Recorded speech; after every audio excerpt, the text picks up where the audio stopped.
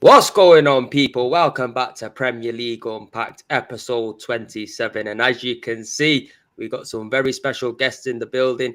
First of all, let's start off with a debutant in Jords on the channel. What you telling me, my bro? You good? Yeah, man. J4 or George, some people call no difference, but I'm good, man. Finally back in the winning column. Champions League nights. I know you don't know about those ones, but yeah, man, we move. You dickhead, bro. You don't get me started straight away, yeah, when you man have only been in it for about 7 years. You know what I'm trying to say? You don't get me started, fam. But yo, big up to the big man, Steve, up in the cut, the GOAT of the City fans. What you telling me, bro? You good?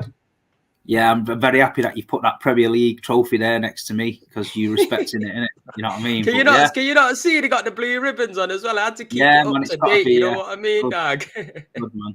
I was trying to get them on the Big Six to put a gold rim around my column where I was on the Big Six, but they weren't having it. You know what I mean? But there's no respect. I think Turkish needs that gold rim after we got that gold trophy. You know what I'm saying, that little tiny thing. You're still talking about that? That little tiny. Hey, yo, bro, your team hasn't done that, have they? That gold trophies must be rusting at this point, man. It's been bro, you can't talk about trophies because you ain't seen a trophy in your life, fam. Got one here. That's what you got in it. One of them little plastic things. Someone just give you that. Just made it up because you were crying that you didn't win that. So it was just like, yeah. Don't hate, appreciate. But people, we're going to have a good show. We've got my co-host, City's own Bish, going to be joining us a little bit later on. He's just driving down from London to Manchester at the moment. Got caught up in a little bit of traffic. And also, we've got Daps as well to join us. And it's going to be interesting. As you can see in the title, we're going to be touching on Liverpool straight away. And the question is, and I'm going to come to you first, Steve. Has Liverpool lost that fear factor about them? Well, not when they play us, no, because obviously they beat us. But I think a lot of other teams are deciding to have a go there now. They're thinking, you know what, why not? I mean, Liverpool over the last few years have been a fantastic side.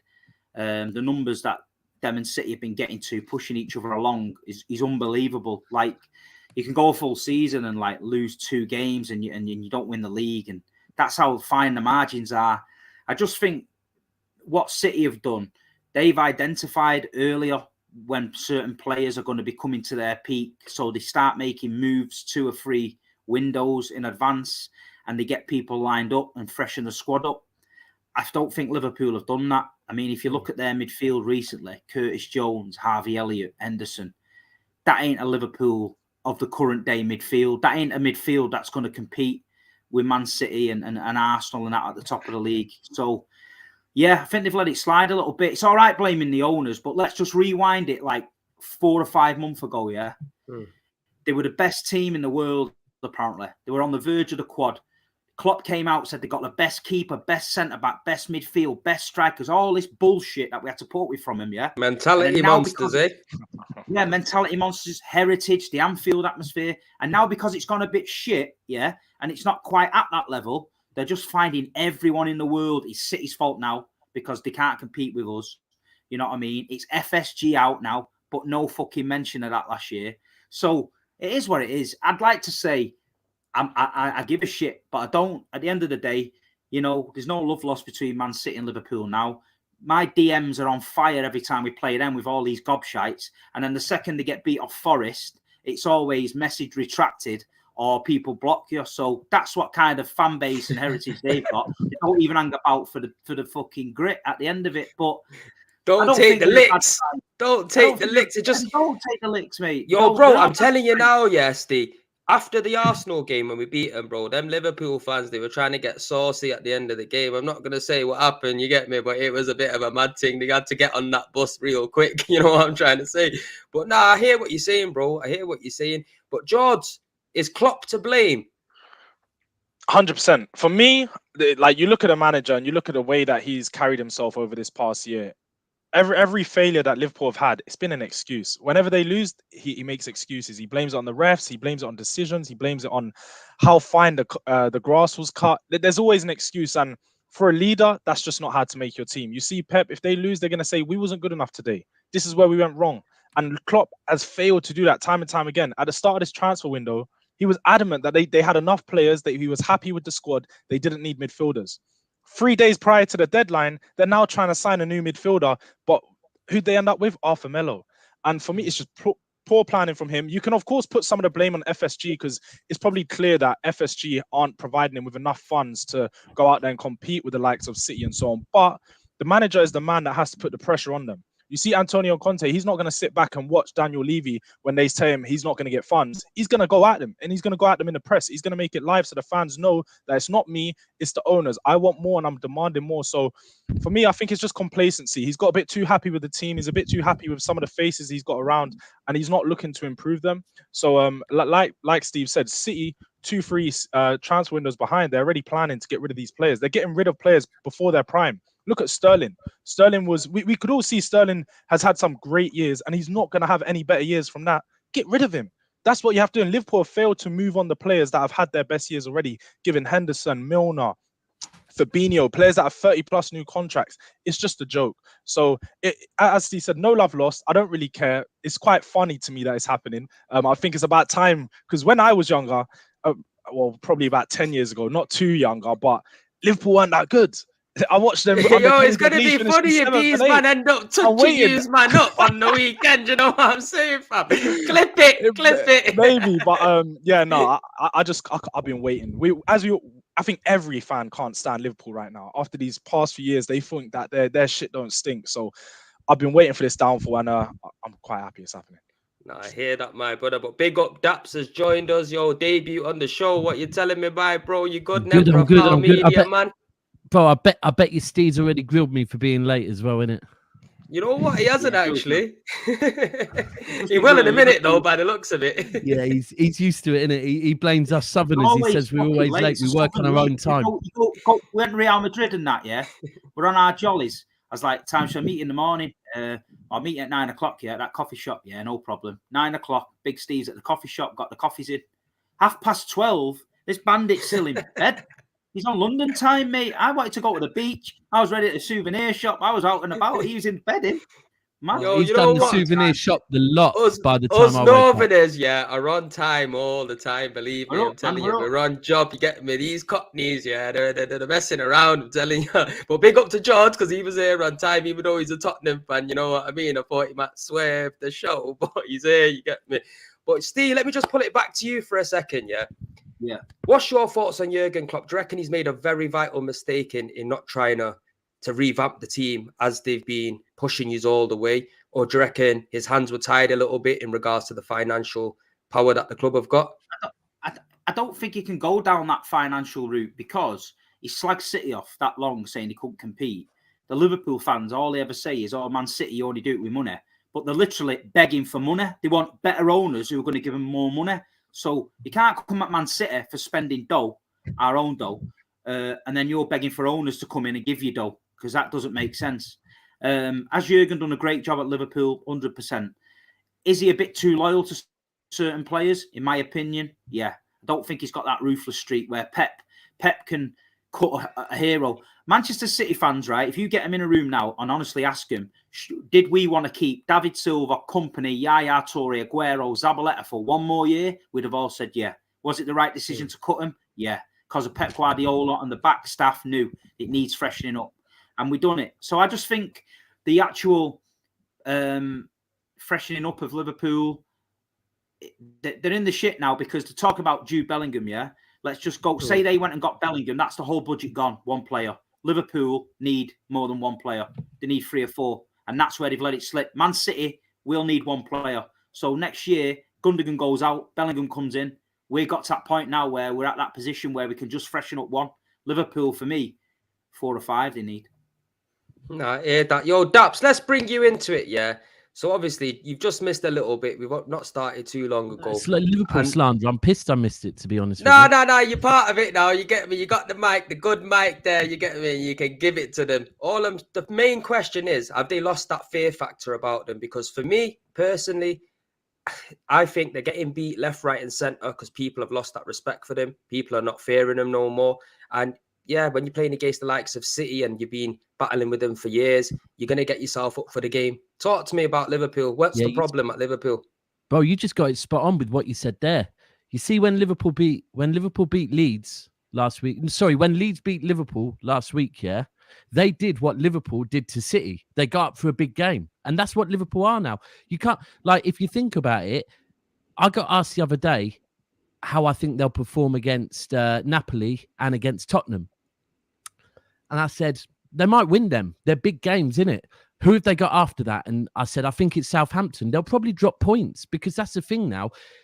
I was putting Liverpool as the team that would run us closest this season because of the fact they can go on 12, 13, 14, 15 game runs. They can't go on a 5-game run at the moment, bro. So they're not that team no more. They are now a team that can get up for the big games. And if you deep it, the way they got up for City at home, at Anfield, at their fortress, was by sitting deep, deeper than they have the rest of the season. That's not the Liverpool that can go out and do 14, 15 game runs.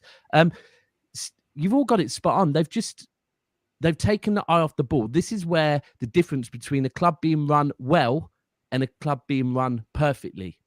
Yeah. We know our board know what's going to happen. Not this summer. Like, they know what's going to happen next summer. They're future planning, like any business should do. They're looking at it going, right, we know that. I believe Gundogan, probably been given the captain's armband to try and persuade him to maybe stay one more year because he might have one more season in him. But we let players go at the right time. We don't hold on to them. And Steve just listed them. If you can tell me a City legend that has gone on and been better where they went after us, you can't.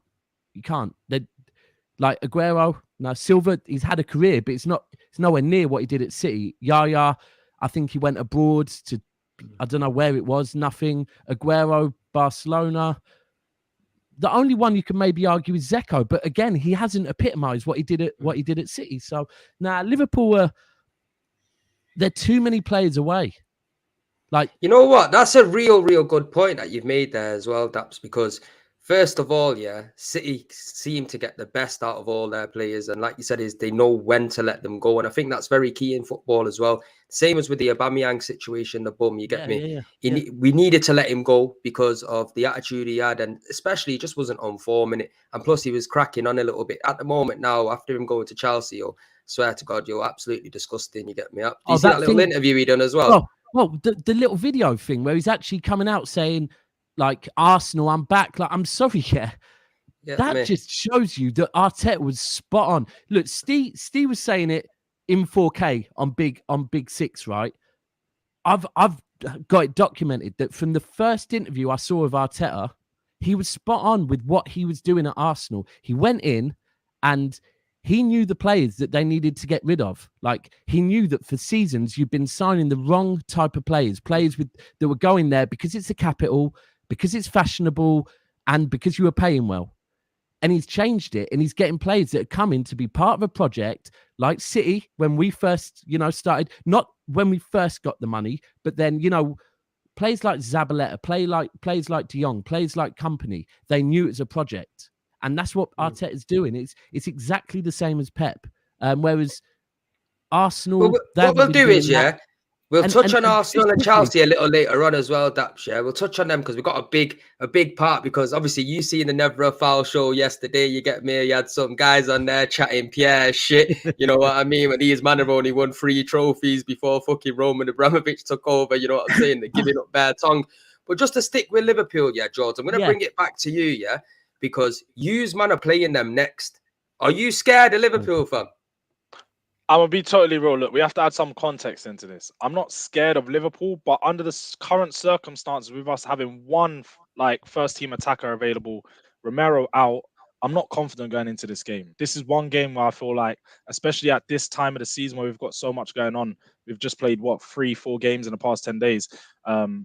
I don't think we're going to go there and do they're coming to us. I don't think we're going to have a good game. I can't be confident saying that we're going to win this. I think Liverpool still have the attacking prowess to break down any team in the Premier League on a good day. Like you said, if they're going to go up against a big team, they will turn up, and it depends. You can get a good Liverpool, you can get a bad Liverpool. But if you get the good Liverpool, no one can stop. No one's going to be able to stop that attack. With us as well, as you guys would know, many of us, you played us, we give away far too many chances. We sit back on the edge of our box and just concede chance after chance after chance. And with a team like Liverpool, who have very good dynamic wingers, players that will run at your wing backs, players that are good in the 1v1 dribble, I think that we're just going to get broken down a bit too many times, and probably they're going to find a lot of open opportunities. Of course, we can only hope that they miss those, and in quite a few many games, teams are just missing big chances against us, and we're getting a bit lucky. But I do think in this game, it might just be a bit too much attacking power for us to stop. And it's usually I'm the confident Spurs fan. I don't go into games saying we're going to lose. You're looking like you're sitting there shitting yourself right no, about this is one game that I'm just not too confident about. With all of our it's at home. It's at home. It's because for me, really, the main problem is no Son, no Richarlison, no Kulusevski. So pretty much our attack is just Kane. Nullifying Kane, putting 2 centre backs on him is not going to be hard. It's literally, and for the Tottenham way, the way that we play on the counter attack, we don't have no speed in the transition no more. So I feel like we're fucked pretty much. There's not much we can do. You know what though, Liverpool have got a lot of mistakes in them, yeah. And Steve, we're gonna come to you in it because obviously, first of all, yeah, I want to ask you before you get onto your own points. Who is this win more important for, Liverpool or Spurs? Ooh. Probably both of them. It's a must-win for both teams. You know what I mean? Liverpool, in the last few years, I don't think they've ever gone back-to-back defeats like that against like lowly opposition. So people are starting to panic. Tottenham, they had a good win in Marseille. Marseille was a tough place to go. I watched the game. It was a mad one. They're going to want to bounce back up. It was. I could see it coming, mate. I could see it coming. But just touching on the Liverpool bit, there's another angle that I want to say about it as well. This Liverpool fan, I was talking to him, and he said, "Do you know what?" He said, "I think there's part of the Liverpool team that soul got broke when Ilkay Gundogan scored that goal." And I was like, "Do you think so?" And he went, "Yeah." He said, "Because you think about it, they have been sensational for season after season, and to just fall short again, the last kick. You imagine it when they get in the news that City are 2 down and they're thinking, yes, this is it. We're back. We're finally going to win the Premier League in front of the fans and all that. And then big Ilkay pops up and pops the bubble. So you might see a few of them might be suffering. They're not going to admit it, but I think a few mentality broke when Ilkay put that in the net. So a few of them might not fancy it anymore, thinking, fuck me, every season pulling our tripe out here, 90-odd points, and we don't win now. You know what I mean? Bro, 100% agree with you, Steve, because on Premier League Unpacked a few episodes ago with Bish as well, I was saying the exact same thing. As a player, coming so close year after year and just falling short, being on for a quad, getting the 2 lesser trophies, it must have some impact on your morale. You know what I'm saying? Now, these players as well must be looking around in the dressing room thinking, right, we got granddad here, granddad there, granddad here, granddad there. I can't see them having full faith within their own squad. You can see it doesn't look like they're really playing for each other. I think Sadio Mane going is a massive blow, and they just don't like admitting it. You get me? Because there's not a player of Sadio Mane's quality that was in that Liverpool team that would give them that drive. And not only that, he was clinical. You get me? When he played anybody, he was clinical. Any of the big 6 teams, any of the lower teams, he was just consistent. He went on, he won the African Cup of Nations over Mo Salah. It just shows you what kind of player he is. But there's one more thing I want to touch on before we leave Liverpool, yeah, Daps. I'm going to come to you first. There's a lot of talk about Bellingham going to Liverpool. But can you see City stepping in, letting Gundogan go because now he's cracking on a little bit, and maybe bringing in a Bellingham? Yeah, listen, it's you know what? In the summer, Liverpool fans were like, they thought they had it nailed on that Bellingham was going there. Some of them were being naive enough to think he was going to go there in the summer. He was never going anywhere in the summer. They were thinking, they were saying 120 million. It's like, bro, you don't say what you're selling your house for before your house is on the market. Yeah, not when there's a World Cup in the middle as well. So all of that. The fact is, right, that Bellingham is going to have the choice of City, United, Liverpool, Arsenal and Tottenham will probably both try and flirt with it. Chelsea, Real Madrid, PSG. He will have the choice of going wherever he wants, right? And he's an intelligent man. He's gonna make the right decision. Now, let me ask everyone this. if you're 19, right, and you're trying to learn, like you're already one of the best midfielders, but you're trying to learn, right? Are you going to go to a club where currently their two younger players are being like having a lot of weight put on their shoulders in Carvalho and Harvey Elliott?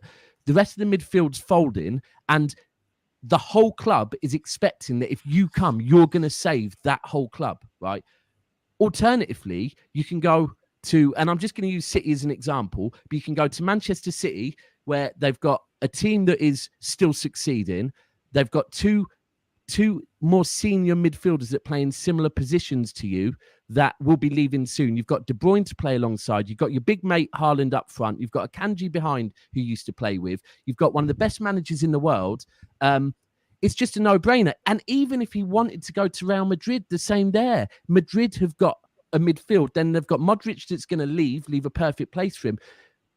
I think there's reasons why now you're seeing Liverpool starting to be linked with other midfielders because they already know they ain't got a chance in hell. He's not going to pick them. Like, I honestly think he would pick Man United before he picks Liverpool right now. Honestly. Yeah. You know what? I agree with you, bro. What about you, Steve? Do you reckon you're going to get rid of Mahrez and sign Sancho? Nah, I mean, not after last night. I'm taking the piss, bro. I'm taking the piss. The Bellingham thing, he'd be perfect for us. He would. City sold a lot of players in the summer, a lot. Freshened it up. The academy made over 190 million. So the books and the FFP ain't a problem next season because it all goes in them accounts. So we'll be there and thereabouts. I think we're in the market for him. I do think Real Madrid are going to be in there for him. And it depends who's advising him. I mean, as a young kid, Real Madrid, you know, you might think, you know what, I fancy a bit of that. And good luck to him. If he chose Real Madrid, no one would moan. But I say it all the time. I'm a City fan, but at the minute, I don't think there's any better place in world football to play. That's why Haaland came in. I think City make it so good for the players, so comfortable. We get all these rumours. Oh, Aguero signed. He's going to Real Madrid in 2 years. Stayed for 10 years. Do you know what I mean? Yaya Toure, Fernandinho, 10 years. Company, 10 years. We don't get rid of these players. They don't tend to leave. Leroy wanted to go back to Germany. We let him go. We let anyone leave. You know what I mean? But Bellingham, I just think if he come into that Man City team now, we'd be unstoppable. Yeah. And yeah, I'd love him, mate. I'd love him, but at the end of the day, unbelievable player he is, man. You know, they said it on TalkSport earlier. They said, imagine Rodri, Bellingham, De Bruyne. It's just, but then you look at that. That's the type of thing that if you say that to Bellingham, he's going to be like, yeah. I can't lie. All this talk about Bellingham, I don't think Bellingham's going to come to England. I really don't. I think Bellingham, for me, he's a very big name. He's a very big star right now, and he's building himself up to be one of the best English like central midfielders around. I can't see him coming to Liverpool. Not to say that City are the best team in the world right now. Like everything that you've got right now, like the structure, the manager, the team, you're still the best, but I think that he's going to want to go to Real Madrid or go to Jords, Bayern potentially to then be that bigger name outside of England. But don't you think like? But who's going to spend that money on him though, other than the Premier League? At his age, I think at his age, the price depends on where he goes. Though. We need to remember that. But like Bayern do business with Borussia Dortmund, they're not going to charge. George, for his age, don't you think he would be more likely to? You know what? He's been abroad. He's got what he's got out of Germany. I do agree with you. I think, you know, even when people link Haaland with Real Madrid, I'm not ruling out that Haaland one day probably wants to play for Real Madrid. It's the pinnacle of most footballers' career is to go to Barca or Real Madrid. But when you're 19, 20, 21, 22, why not go to somewhere where you can continue to develop and then you can go and become a Galactico at 27. You can go to Real Madrid. And I don't know if I honestly think Bellingham for his development, it would make more sense to right now come back to a country where he's familiar and really cement himself as like a world-class, like elite midfielder and then get the move to Real Madrid. I think Real Madrid as well might have other options in midfield where they need to strengthen. They've got Tuchemane and they've got Camavinga in there. Yep. Do you know what I mean? Two young players at a similar mold to Bellingham. So they might be thinking, you know what, we need an Mbappe. We need a striker. Benzema had a great season last year. He's getting on a bit. They need another Galactico up front. That's where I think City might have the edge because we did our attacking business cheap as chips last season. We've got the dough for Bellingham. But listen, we're all assuming Pep Guardiola wants Bellingham. Pep Guardiola might just dive out there and sign Declan Rice.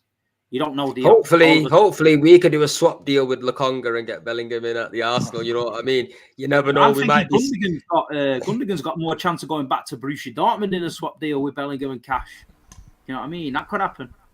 Yes, people. First of all, let me just introduce my co-host, City's own Bish. It's a panel full of City fans. I'm telling you now, people, if you haven't met Bish, go and subscribe to his YouTube channel. It's brand new. He's just kicked it off. Also, the link to everyone's channel is in the description. Jords is not kicked his YouTube channel off yet, but his Twitter link is in the description below. So make sure you go and follow that up. You managed to get here, fam. What's going on? I've just jumped off the motorway. I hope you can hear me. I've not even had a chance for a sound check, so you'll have to give me the thumbs up if you can hear me okay. But you're good. Traffic coming into Manchester is worse than the last time I remember, but it's good to be home, good to be back in the northern city. So back home, back about. Good to be good about back around some City fans as well. And a pleasure to be here with you guys. What have I missed? You've missed Liverpool just get absolutely shitted on. Yeah. Oh, mate. my favorite topic. And also, we've just been touching on the possibility of Bellingham maybe not going to Liverpool and coming to a Man City. Gundogan maybe leaving because obviously City tend to move on from players that are getting old. But just before, go on, Bish, I'll let you have your little say quickly on your thoughts around Liverpool's demise and also the Bellingham to City quickly before we move on. Oh, I won't hold it too long, but yeah, Bellingham, I mean, he's been the guy that I've had my eye on for a few years. There's something about the way he plays, and he always performs against us, so we've kind of seen the best of him, I think, City, the last few times we've played against Dortmund, but definitely is a guy I would have loved to have, but I kind of just wrote him off in my mind from when we got Haaland. I just thought, we've took Haaland already. I just couldn't see the Bellingham move happening. I thought it would be Liverpool or not. If not Liverpool, I thought he'd end up at a Chelsea or an Arsenal or somewhere. So I kind of just wrote that out of my mind. But if we could get him, selfishly, yeah, I would want him. I think it's a bit of a cheat code because I think he's going to be a monster for the next 10 years. So if we've got him and Haaland, it might just be game over for competitive football in this country. But guess we'll have to see. It'd be hard to see him coming still for me, but if it's a serious rumour, then I'd be excited. I just see it as, I honestly, like, I think all City fans are kind of thinking, Bernardo Silva next season, you know what, we've managed to keep him for maybe 2 seasons longer than maybe deep down he wanted. But again, we're seeing this season the same effort that he put in last season. He's still working his balls off for us. But I do think for that, we probably will let him go next summer. And then Gundogan, I personally think Gundogan might sign a 1-year extension. I really do. But if he doesn't, player, man. Top player, Gundogan. Yeah, and I think that's might be why we've given him the armband, just to maybe get one more. But if one of those two go, I think Bellingham is the perfect replacement for them. He really is. Oh, definitely. Right, well, let's move on from Bellingham now, yeah, because I'm hating, yeah, because I want him to come to Arsenal, yeah. And if City you don't think that'll happen? Well, bro, it's one of them situations. If City want a man, you get me. Realistically, that's where he goes. Who's really going to be competing with him? They got the money. They're at the top of they're not at the top of the Premier League. We're at the top of the Premier League right about now. But they've been winning the Premier League pretty much every season or in and around. You can clearly see within the next few years, the Champions League is going to be coming to City in it because it's going to be weird if it doesn't. But I just want to touch back on with Jords now as well because we've had a little touch on Tottenham now.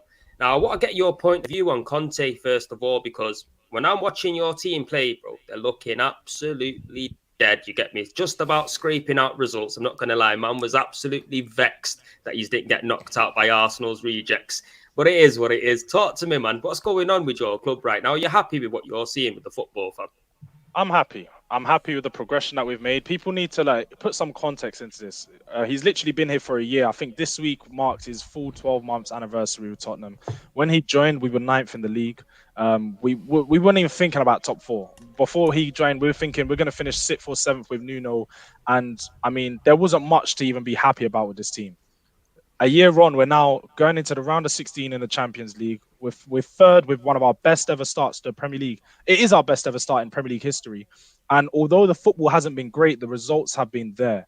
For me, look, you have to add context. The football over the past couple of weeks has sort of deteriorated, and we've not looked that good. But then you look at Kulu's not been there, Richarlison's not been there, and they are 2 main attackers. They're the guys that come off either come off the bench or start, and they're the direct players that we need on our wing. it does break down our attack, and the 3-4-3 is Conte's preference. But when we've switched to the 3-5-2, he's shown that he can also change it up, and he's shown with different formations and the players that we've brought in, Tottenham will continue to improve. I'm pretty happy with where we're at. Of course, we need to be a bit better. The results need to improve. We've had a bad couple of weeks, but at the end of the day, Conte's here to bring a trophy. Whether it happens playing bad football, whether it happens playing shit football, or good football, I don't really care. I'm aiming to win a trophy, and I think that he's the man to take us there. You have to put full faith in him, back the manager as much as you can, and just give him what he needs. People are failing to realize that every other club that he's been at, they've given him the players that he wants, and he's won them the league or he's won them a trophy. Tottenham, we've literally had 2 transfer windows with him. The first one, Benteke and Kulusevski are now 2 of our most important players.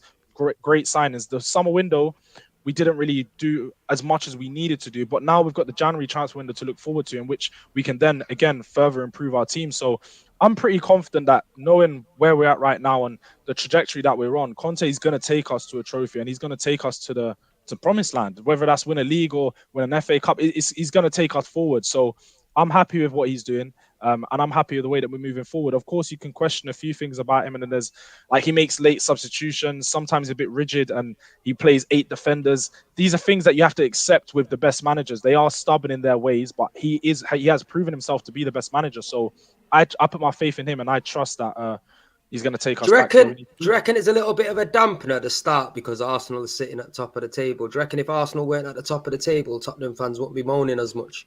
100%. I think if Arsenal weren't at the top of the table, people would be saying how good Tottenham will be, or how much we've improved, or how much that people would be looking at us to potentially push on City. Of course, I don't think that we're good enough to win the title this season. I've always said that, but I've always said that we're going to be very comfortable finishing top 4. Our aim this season is to finish in that top 4. And right now, we've had a very good start. I mean, we've had a few games where we should have picked up points. The Newcastle game, potentially.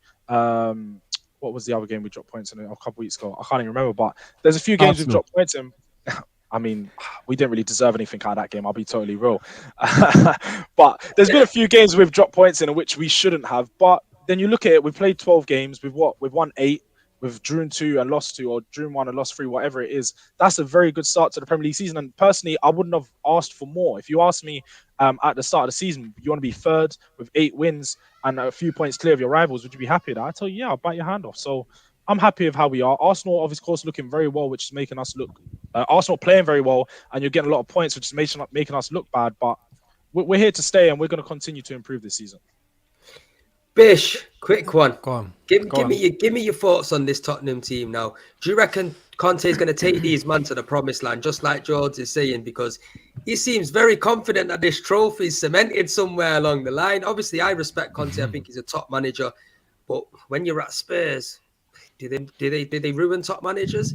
You get me? We have to wait and see. You know what I'm saying? But give me your thoughts on it before we come on to that. That question was super loaded, didn't it? Prem just put all his Arsenal bias into the question, just led me down that path. I was actually gonna. I mean, I'll give you my thoughts, but I was gonna ask Daps, and partly to get a bit more of an understanding, because I think for me, and I don't know if you guys that are not Tottenham fans are feeling the same, the sentiment that I've heard kind of swinging around is that, you know, the football is not great at Tottenham. The football that's being played isn't that entertaining, let's say, compared to maybe some of the managers you've had in the past. That's the outside perspective on it. So there's a feeling that maybe if Tottenham start losing games or aren't winning games or aren't winning trophies, then does that feel more pressureful as a fan, or is there more pressure on Conte? And do you lose your patience quicker as a fan because the football isn't as good? But it doesn't seem like you're feeling like that. So one, I was going to ask you, do you feel like the football is difficult to watch as someone who's watching them week in, week out? And sorry, I said I'm asking Daps. I was trying to ask the Tottenham fan. You know what? Week in, week out, this bro. is what I said. You know? Is that got the accent, fam? You know, it is. No, it isn't. It's a jump. Is watch Brighton at home the other week. Yeah, that was probably our worst performance. If that's the worst I have to watch, then I'm good, bro. Honestly. No, you're right. I meant. Sorry, bro. Look, I'm disorientated. This is what happens when you come onto the stream late. And I was asking the Tottenham fan on the panel. People are saying that, you know, Tottenham's football has been challenging to watch, Jords, and you know that, and we've all felt like maybe that puts more pressure on, you know, when things start going badly. But one, do you feel like it's been difficult to watch as someone that's watching them week in, week out? And do you feel like if you do feel like it's difficult to watch, does that make you feel like you've got less patience if stuff started to go a bit south in terms of results? It's definitely a difficult watch. I can't hide that fact from anyone. I've been to the stadium many times, and the atmosphere is dead because the first half is just horrible. And quite a few times this season, we've had to watch our team play some very bad football. But it's one of those things where you've got to accept you get the good and you get the bad with certain managers. And with a defensive manager like Jose Mourinho, like Conte, you're going to get these types of games where your team just looks absolute horrible. But then you also get games where you see Tottenham score 4 or 5 goals and we're killing teams on the transition. So it's like a mixture of both. It's obviously harder to continue to back the manager. And as you see, there is unrest within the Spurs fan base. A lot of people are saying, I can't take this. I don't want to deal with Conte. Get another manager in that plays pretty football. But pretty football doesn't bring you trophies. And that's what a lot of people just need to sit down and realize, that you either win a trophy. I don't know what you're talking about, fam. You've not been watching Man City for the last few years. No, I mean just pretty football. To compete with, like, yeah, that's true. You're not. You have both. Like you have Atletico Madrid, Diego Simeone's won leagues playing poor football. So is Jose. And again, you have either or, and you don't just win things with playing pretty football. So I'm cool with it. I'm happy to watch it, and our team has played good football at times as well. So it is a hard watch, but it is what it is. It's Conte, isn't it? Well, that makes sense. If that's how my instinct was that I do think that Conte will win. I think he might even still win a trophy this year. I don't think he's going to win a big trophy, but I could see him grabbing a League Cup or something this year, just because he's a guy like that just picks up trophies even when you don't think he's doing that well. But I do think the big question for Tottenham is going to be, are the fans able to be patient with him if things start to go badly and then all of a sudden you have half a season or a quarter of a season of losing games and you're not playing good football to watch, and then very quickly you start to feel like, what are we doing here? Do you know what I mean? At least when your team's playing good football, sometimes when you're losing but you're playing well, it's easier to say, right, we can stick out with the project. But that would be my concern, is do the fans and do the Tottenham kind of board feel like they have to pressure him out if things start to get bad? Because like you said, he's not really had the time to fully build a Conte team. So it's going to have to take time for him to be able to really challenge for any serious silverware. And I think if they give him the time, you know, history shows that he has got the credentials to do that. But I just think that's going to be the challenge, especially for Tottenham, who are used to a certain style of football. Are they going to be able to be patient if you go on a bad run and then it's bad football and bad results? That's hard to stick out sometimes. Yeah, the thing is, just to quickly touch on that, the thing is with Tottenham fans right now is a lot of them understand that the bad football isn't due to Conte. It's due to a lot of the players that we've had for 5 to 6 years that we've just not got rid of. And we're still trying to filter those players out. The likes of Dyer, Davies, Emerson Royal, Doherty, like these types of players that we know aren't good enough. And so you look at it and you're like, there is obvious reasons that Conte can't control as to why the team is bad at times. But of course, like you said, because if we are playing bad football and we're not getting results, it's just going to go to shit. And a lot of people will turn on him very quickly. Right. We're going to quickly go to Daps and then we'll finish off with Steve when it comes to Tottenham, and then we'll move on from there. Obviously, as you can appreciate, people, there's 5 of us in here. So I'm trying my best to manage it right, because it's the first time I've had 5 man live on the show as well. So Daps, talk to me with Tottenham. What's your feel with Tottenham right now? You know what? You have to just say they are third still, right? They are. And they did just qualify top of their group in the Champions League. Context is a mad thing, because I'm not going to lie, I don't like the football they're playing. I don't think their squad's good enough. But the fact is they are third and they did just qualify. And I will say as well, with their qualification, these last-minute goals that they've been getting, are slightly worrying. Do you know what I mean? When you're looking at them thinking, how do you keep getting these last-minute goals in Europe? It's something that I don't think Conte can do much with them in Europe, but it is interesting. Like, are they going to do that again in the knockout stages? Like, it's one of them ones where, as a City fan, we're kind of thinking we need some of that, those last-minute goals sometimes in Europe, not in the league. We do that very normally, but yeah. All I'm saying is, if in March they're not in the Champions League, they're not in a title race. Yeah, I don't care if they're in the Carabao or League Cup. They need to hold Conte accountable the same way they held Mourinho accountable. Because by March, he will have had longer than Mourinho had, and he will have been back more, right? And I respected Tottenham fans for actually the way they were about Mourinho, because they were like, we're not going to sell our soul for trophies. We don't want shit football for a trophy. We're not Chelsea ultimately, right? But I do feel if in March they're still saying, oh no, he needs longer, he needs backing more. It's like, so why wasn't that the same case with Jose? Have you not just lost 2 years? Because you could have done the same. Jose never finished top 4 though. That's the thing. Jose was on going downwards. No, but that's what I'm saying. If you're out of it. Man got you to a League Cup final, fam. He's give him the chop just before he can go and do anything. That was a bit of a mad thing. But Steve, let's move on to you. What did you think of Harry Kane's dead dance moves, fam? Yeah, he needs to just stick to fucking scoring. He needs to swerve dancing and swerve interviews, because I've seen more personality in a fucking brick than him. But the thing is, with Tottenham, yeah, and the whole North London thing's mad, right? Because last season, we had the Arsenal fans having a full-on meltdown because the Spurs fans have got Antonio. So Toby on the Big Six and that was Antonio, and all that. So next minute, yeah, the Arsenal fans having this meltdown. Why are we going with a rookie manager? Because they've gone and got Conte, yeah? And then this season, the roles have just flipped, yeah? So now the Spurs fans are going, fucking Conte, if he doesn't continue, we need to get rid of him. Why don't we just get someone in and bear a bit of time and all this? So it's all mad in North London, yeah? But the key word I always say to Premzer, and I said it last season, is time, yeah? It's time. Arsenal finally give him time. Don't forget, could have sacked Arteta last season if the fans got the way. And where would you be now? You know what I mean? And Conte, the Spurs fans demanded a name. They finally demanded a manager that had a bit of respect, a bit of something about him. You've got that. He's had a couple of winders. That's it. We know his style of play sometimes isn't pleasing on the eye, but it does get results when it kicks into gear. And like the Spurs fan was saying there, he's got a lot of dead wood there that he's had to shift. And he's still got to shift it. He's probably playing 3 or 4 players that in his ideal mind he wouldn't play. So time is the key. They're still doing all right, Tottenham. They're not going to struggle. You've got to take it on the chin. Tottenham fans have waited a hell of a long time for a trophy, so you can wait a little bit longer. So my opinion, they've just got to calm down, let him do his thing, let him get the deadwood out, and another couple of winders, and you'll see Tottenham in a totally different place. You know what? I think I agree as well. I think Conte does need time, and this is taking on my bias cap off.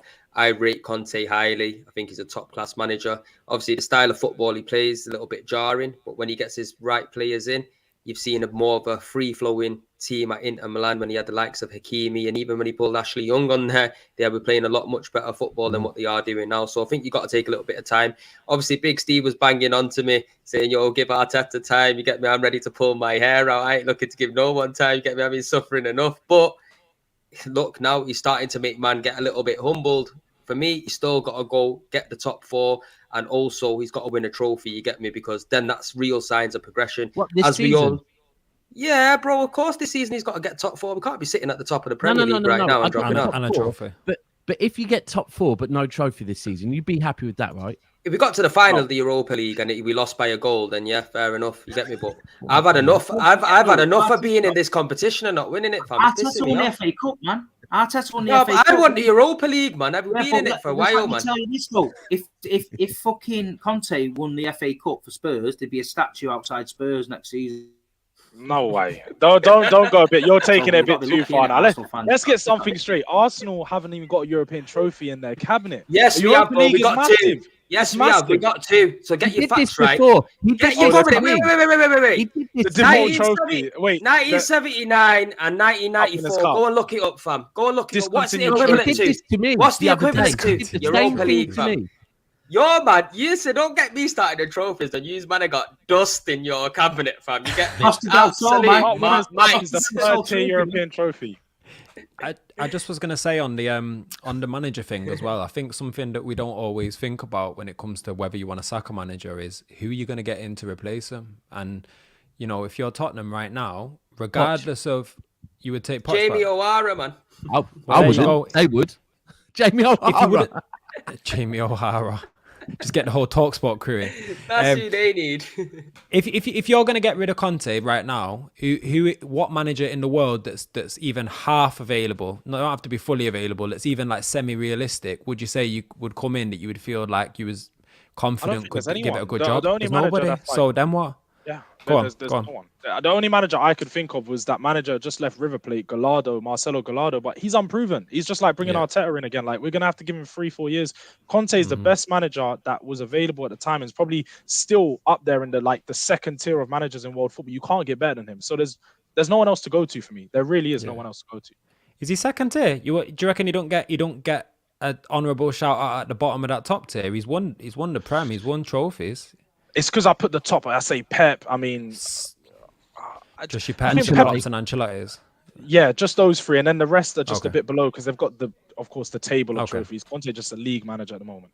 All right, fair enough. Right, let's move on from Tottenham now because we got about 15 minutes left, and we need to get through a few things first. Chelsea, Arsenal at the Bridge. You get me? These men haven't beat us in about 4 years at Stamford Bridge. People talk to me. Big Steve, let me come to you first. How do you see that game panning out? Because I'm not going to lie, I'm confident. Yeah, I'd be confident. Arsenal. The thing is, you got to get that mentality. You're top of the league. You're top of the league for a reason. So the whole fan base got to get that chest out and think, you know what, we're going to Chelsea. We're going to fucking flatten Chelsea and move on to the next one. And why not? I think Arsenal are better than Chelsea. I think Chelsea's in a little bit of a transition now. I think it was going down the wrong route with Tuchel. You know, my opinions on Tommy Tappin, said it quite vocally.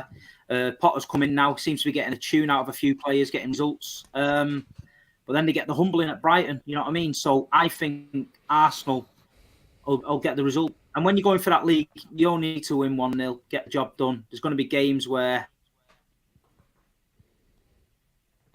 I think Big Steve, you frozen there, fam. Chelsea, He's having a good think there, ain't he? But listen, while Steve unfreezes people, we'll ask that question to Daps, then we'll move on to Bish in a second. No, definitely. Run it. Go on, Daps, my brother. Yeah, bro. Look, you lot this season, it's about overcoming challenges. First game of the season, Crystal Palace away, right? That's underestimated because we went there last game. We went there evening kickoff, dropped points. You went there last season, dropped points. First game of the season, evening kickoff. It was kind of that win for me was like, okay, they've done something they couldn't do last season. The next one that I think was a big one for you was the Brentford win because that was a bounce back, innit? You just got your first loss to Man United, yeah? Then you went and just switched it again. 4 goals, it was 4-0, wasn't it? That was an important one. And that's what it's all about. Now, here's one thing that's very important this season across all teams. If you look at everyone, like you look at Tottenham, and I actually used this to defend them yesterday. People would talk about the games that Tottenham have lost. Arsenal, who is it? Arsenal, Man United, and Newcastle. Right. And am I right?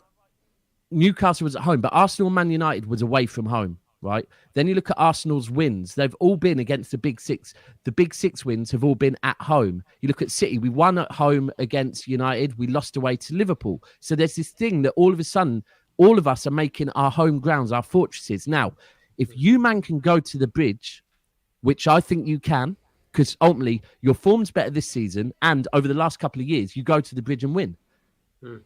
You go to the Bridge and win, you've got a very important away win against a Big Six team. And I think you might possibly be the first Big Six team. I don't think it's going to be that hard. Obviously, I've got my chest out for this game because Chelsea jumped off a bridge last game, you get me? They've drew the previous 2. I know that they're going to be due a win and they're going to be hungry for it. But Bish, let me bring it back to you, yeah? Aubameyang returning to play Arsenal. Talk to me, fam.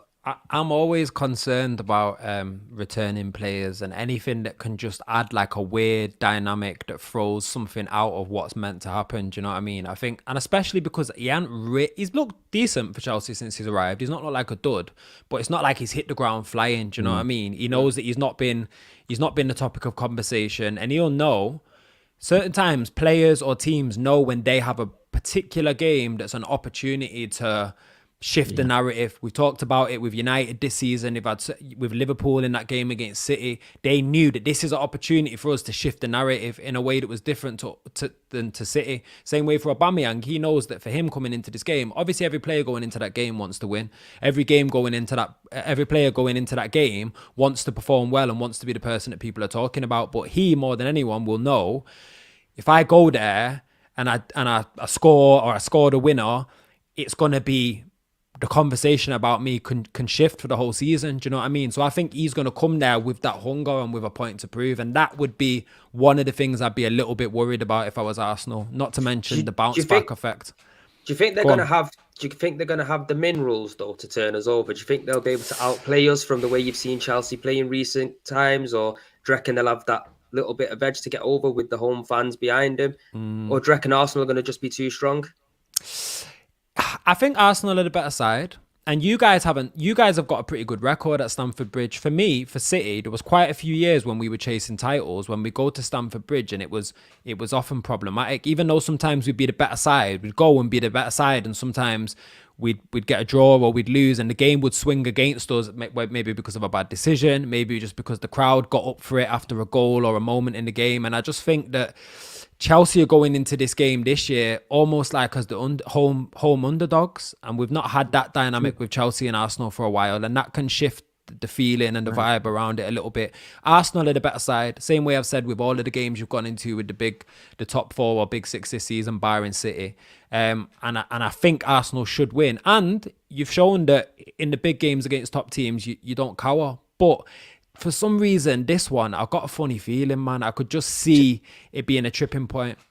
Don't you start chatting shit on here. I don't want you to. I don't want you to. All of that. You get me? Fuck all of that. Yeah, I'll put you up. No, but Kennedy, here's the thing, though. I get what Bish is saying, because it's a bit like, when you look at it, yeah, it's a bit like City v Liverpool this season, yeah. Yes. That I had this worry. I was coming on with chest, yeah, but that was because I felt I had to, yeah, But there was something in the back of my mind still telling me, nah, although the maths is that we're winning this year, there's something inside me that's still, despite everything, and it's the same. The maths is telling you Arsenal go and roll over Chelsea. Especially, we haven't even mentioned yet the fact that they ain't got Reece James, and now Chilwell's out. And Cucurella, great player. He hasn't hit the ground running, yeah? So, on paper, Arsenal bowl them over. But I get what Bish is saying. There's just this little thing that, you know what, this could be, I don't know, but that's why I think this is a big game for Arsenal. Because if Arsenal get this win, they've done it again. It's another stepping stone for you. That's what I to be honest, yeah, look, I'll be totally real. And looking into this game, I've been waiting for Arsenal's downfall for a while. A lot of people know I've been predicting them to lose. I've been saying that they're not going to come into this game, but this is one game where I actually think Arsenal are going to go there and roll them over. As you said, Chelsea haven't looked good. Despite them getting a few results in the Champions League and a few results before that, Chelsea fans will tell you themselves they've not played good football. Graham Potter thinks he's playing Football Manager, chopping and changing the team every other game. And he hasn't really found the first 11 that works for him. On top of the many injuries they have, I see Arsenal going into this game playing the same way they have, taking control of the game and opening up Chelsea for their weaknesses. If you look at just some big time as well, by the way, and that's the thing. I think Chelsea, Arsenal are going to be really up for it. Where Chelsea are going to be wounded. They've just played Champions League. They've got Man City to play midweek, and then they've got Newcastle away on the next weekend. Like, they've got other games to think about where they think this Arsenal game, they're probably not going to risk too much. They are playing at home. Chelsea's not a loud ground anyway. We all know just one song, Chelsea. Chelsea. No one wants to hear that shit anyway. So it's not like it's a fortress over there anyway. I do think that this is just one game that Arsenal are just going to be a bit too strong for them. I think they're just going to take control of the game. Chelsea are going to get real tight. They're going to play deep. And it's going to be horrible to watch for them. But all this Aubameyang stuff, Aubameyang's coming back for Arsenal. He ain't coming back for no one. He's dead. Arsenal let go of him because he was dead. He didn't score a goal for however... he was shit for 18 months at Arsenal before he left. He didn't score a goal for however many months there. And even at Chelsea, they brought him in and he's not looked good. He hasn't looked any better. Of course, at Barcelona, he looked all right because it's La Liga. You get a lot more space and time on the ball, and an older man's going to flourish over there. But in the Premier League, I'm sorry, you're playing with the big boys again. He's not here to do anything. So he can have all the promotion he wants and all the build-up into the game, but he's not going to do niche. This is the one time I'm going to say this is an easy Arsenal win. I think Arsenal are going to win 2-0, 2-1. Easily. I've said it could be 4-1 Arsenal, you know. Respect, Jords. I'm liking you even more now, fam. I'm going to give you one of these, next time I see you, Dad. You can have a red one on. No. Put that in my toilet, man. Connection. North London connection. Yeah, Big Steve's had a big storm over his yard, so his internet connection's a bit mad, people. So if he can't get it back, it looks like the Gremlins got him. It looks like the Chelsea Gremlins. That's what, the minute he started speaking on Chelsea, innit? It's that time of year. They've arrived. But if he can obviously get back in whilst we're still on the show, he'll jump back in. But right about now, people, big up to Steve, you get me, because obviously he's been having internet problems because of the storm. And just big up to Big Steve. His channel description's in the link, so you know what to do. Go on, bro. Premsy, can I just flip the question to you or to all three of you quickly? But do you think that that if Chelsea win this game, if Arsenal win this game, do you think it's just another 3 points, or do you think this is a bigger and more significant step towards winning the league? To be honest with you, I think it's definitely not a significant step to winning the league, bro, because he looks like the Gremlins have got him as well. But I don't think it's a big step for us to go and win the league, because for me personally, you've got to keep 2 feet on the ground in it. We know we haven't got the squad depth like a Man City. Also, we haven't got the experience of staying at the top like Man City have in recent years. So you've got to be a bit level-headed and just think, right, okay, what it will do is it'll give us that belief to think, right, okay, we can go game by game, keep pushing. Anyone that comes in our path, there's a very good possibility that we can beat them the way we're playing, and just keep building that belief in the team. Because like I said a number of times, when Leicester City won that league, not one of us here give them a hope in hell to do it. You know what I mean? Football's a funny game, and that's why we love it so much. And I'm praying to God that we can win the league. I'm not going to sit here and lie and say, oh, no. But I'm just realistically know that it might be a little bit too soon for us. What I think it will definitely do for us is help us go on then and secure that top 4, maybe that second spot. Because top 4 is yours, man. Top 4 is yours. Anyone doubting you top 4 right now, I think is mad. It will probably as well send you into the World Cup break, because City have got 2 very easy games. Touch wood that we got Fulham and Brentford at home. I think you've got this. Then who have you got? Got one more. We've got Wolves. Wolves. Yeah, so at home. So I think if you win this, it probably will send you into the World Cup top, which I think if we, at that pause, that is where everyone needs to forget the league and forget who's going to win the league, because that's months away. Everyone just has to take the hat off and say, you know what, Arsenal, well done. Fucking, you've overcome a lot of hurdles. You know, all you Arsenal, man, you've had to lick the wounds and, you know, accept that Arteta and all other fan bases, that Arteta is doing a good job. Like he is. Yeah. And he's learning quickly, man. I honestly think he's learning quickly. That's the scary thing, actually, isn't it? Yeah. How quickly he's growing. Because what's Arteta going to be in 2 years or 5 years? Even if do you know what it is as well? He learned off of Pep, he learned very quickly.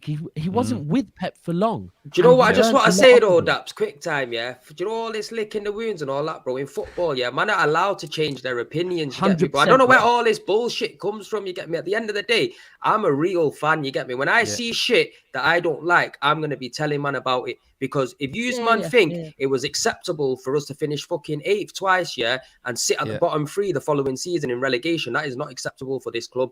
And clearly now, where we are is acceptable. This is why we're happy. You get me? This is all we ever wanted, is to be up here again. I always said in defense of Arteta, right? Like, hold tight Northside, who I had a lot of back and forth with, because he's anti-Arteta.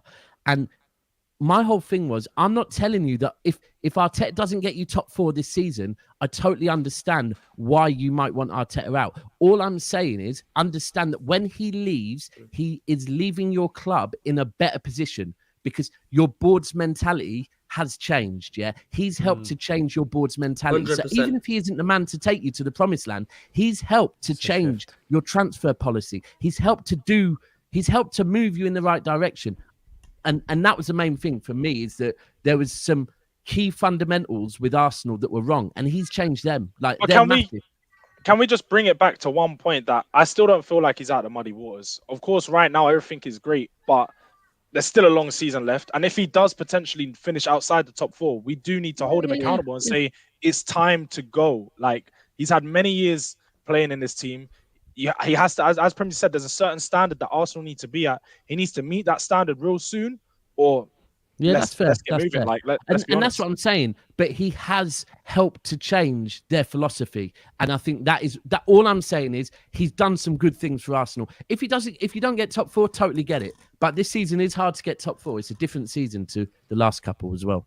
Nah, I hear that, boys. But listen, we've come to the end of the show. It's been a fucking good one, people. Let me just tell you, before you leave the stream, make sure you smash a like on that video. Subscribe to everyone's channel. It's in the link as well. Go and hit Jords up on Twitter, people. It's been a brilliant show. And all I want to say before we leave is good evening, people. Welcome back, Unai Emery. Salute.